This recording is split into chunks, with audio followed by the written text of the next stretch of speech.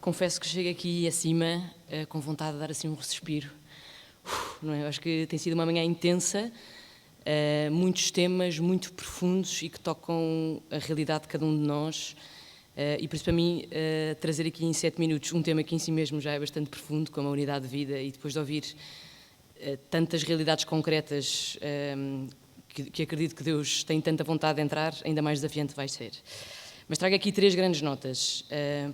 Um primeiro ponto relacionado com esta, eu diria que é urgente nós vivermos com maior sentido de unidade de vida para que Deus possa efetivamente entrar na nossa vida e para que isso também possa potenciar em nós aquilo que somos, aquilo que temos para pôr ao serviço de tudo isto que temos que resolver com as nossas vidas. Quando comecei a fazer retiros, comecei a perceber uma coisa muito interessante, que muitas vezes, a maior parte das vezes, se calhar, que o Senhor me falava e que me dizia aquilo que efetivamente me queria dizer, era nos momentos dos retiros em que eu efetivamente não estava a rezar, ou estava a tomar um café, ou fazia um passeio depois do almoço, ou à noite, antes de dormir, e isso fez-me começar a pensar e a desejar que a minha própria vida também fosse assim, ou seja, que procurar deixar de viver numa lógica de gavetas. Sim, continuo a ter o meu tempo de oração e o meu tempo de trabalho e o meu tempo com a família, mas como é que eu podia viver desta forma mais fluida e mais una para que eu própria não pusesse limites aos momentos em que o Senhor se quer revelar e que eu própria, os desafios que eu tenho no trabalho e que às vezes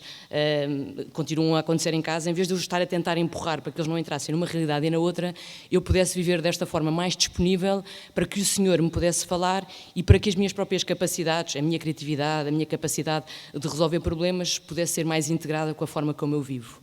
E isso fez-me pensar e fez-me desejar viver esta unidade, uma vida sem gavetas, mas aberta a que o Senhor possa falar e possa dispor de tudo aquilo que eu tenho na vida para me falar, para se revelar e para me pôr e me dar ânimo para ser agente de transformação e agente de esperança em todos estes temas e os desafios que eu tenho também na minha vida. Então passei a ver a vida mais como uma dança entre o azeite e o vinagre, que sabem muito bem quem são, muitas vezes parecem misturados, outras vezes não, mas no fundo aqui uma certeza de que o Senhor é preciso e é urgente que o Senhor entre e se faça presente na nossa vida e que nós nos possamos dispor para esse caminho. Depois uma segunda nota, partilhar convosco o que é que neste momento é assim o meu grande desafio de unidade de vida. Eu neste momento sou diretora executiva da Fundação Jornada, portanto tenho aqui uma enorme responsabilidade de perpetuar aquilo que foi o legado material e imaterial da Jornada Mundial da Juventude e ao mesmo tempo trabalhar uma fundação que surgiu para organizar um fim muito concreto, mas que agora elevou esse desafio de perpetuar esses frutos e trabalhar junto dos jovens, para os jovens e com os jovens. E esse desafio é muito interessante porque nós estamos numa fase inicial de montar o projeto, definir a essência, quem somos, o que é que queremos fazer, como é que queremos fazer. E é muito giro pensar que estamos numa fase em que estamos a decidir aquilo que são os nossos valores, os nossos critérios, mas há um desejo muito grande e um maior desafio, diria que é como é que eu posso ser consequente. Como é que a Fundação que diz que quer ter valores como a proximidade, a autenticidade, a alegria, como é que isso se traduz no meu dia-a-dia em concreto, na reunião que eu tenho, na forma como eu vou interagir com os jovens, na forma como eu vou receber candidaturas de projetos e os vou avaliar. E há assim 2 episódios muito específicos que gostava de partilhar convosco, que tem a ver, por exemplo, agora vamos abrir já na próxima semana o primeiro concurso para projetos focados nos jovens ou liderados por jovens. Portanto, queremos ouvir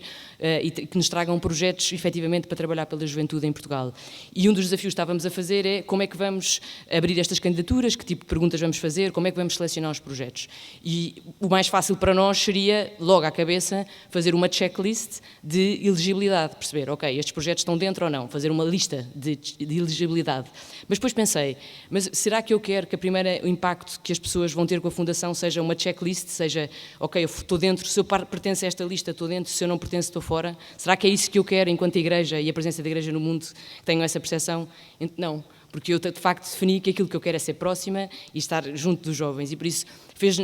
uma coisa muito prática, foi não vamos então avançar com esta checklist e vamos procurar que a aproximação que nos façam seja uma aproximação livre e inclusiva para todos. Mas lá está, isto obrigou-nos aqui a ser consequentes com os valores que nós tínhamos definido. Outro exemplo também muito giro é, muitas vezes as pessoas quando vêm ter com a Fundação apresentar os seus projetos, eu noto nas reuniões que tenho, que estão quase mais preocupadas em dizer-me aquilo que eu quero ouvir, que a Fundação quer ouvir, do que o que elas próprias sentem. Então faz-me pensar como é que eu própria, enquanto representante da Fundação, posso criar espaços de diálogo abertos, verdadeiros, autênticos, para que as pessoas mostrem efetivamente os seus problemas e os desafios e a Fundação possa fazer caminho com os jovens. Portanto, esta ideia de sermos fiéis e consequentes àquilo que nos propomos ser, porque isso também é uma forma, eu, Marta, ser testemunha de Deus junto dos outros e da própria Fundação, neste caso, ser testemunha de Deus junto da sua realidade. E por isso, partilhar aquilo que anda a viver é muito esta urgência da consequência, de dar a vida no sentido prático e não ficarmos fechados nos valores, mas dar a vida com tudo o que temos. E depois uma terceira nota final que vos gostava de trazer é que, de facto, esta ideia da unidade de vida só é possível vivê-la na sua plenitude com a presença de Deus, ou seja, com esta procura que cada um, eu diria que para mim um dos maiores deveres, o meu dever na minha relação com Deus, é aquilo que eu acho que Ele espera mais de mim, é que eu seja fiel à fidelidade que Ele tem por mim, ou seja, todos os dias eu procurar esta confirmação de estar e fazer aquilo que o Senhor quer que eu faça. E isso vive-se numa lógica de procura diária de oração, de procurar o que é que Ele tem para me comunicar a cada dia, mas também de me pôr a mim na condição de peregrina, de quem está sempre a aprender e, e pode sempre recomeçar. Eu diria que muitas vezes nós, nas nossas realidades de trabalho, é muito difícil às vezes assumir que erramos, se em casa às vezes no trabalho ainda mais difícil é, e por isso diria que esta atitude de sermos peregrinos e de a cada dia recomeçar de novo e de perceber que a unidade de vida não tem uma receita, não tem regra, não é feita a regra e esquadro, é feita a cada dia, com cada realidade, com o que cada dia levamos para o trabalho e trazemos do trabalho daquilo que é a nossa experiência pessoal, das nossas famílias, e por isso este olhar de que a cada dia podemos recomeçar, eu diria que esse é o grande testemunho que somos chamados a dar na nossa realidade de trabalho. E termino dizendo que uma das coisas que o Senhor me tem... Eu sou uma mãe recente, tenho 2 filhos, o mais velho ainda não tem 2 anos, e aquilo que me tem marcado mais na minha vida, que o Senhor me tem dito, é como é que eu posso aprender a ser mãe sendo filha. E, por isso, e para mim eu faço o mesmo paralelismo para a minha vida profissional, não é? Como é que eu posso aprender a ser líder, tendo sempre consciência de que eu estou a ser liderada por alguém e conduzida por alguém maior do que eu. Muito obrigada.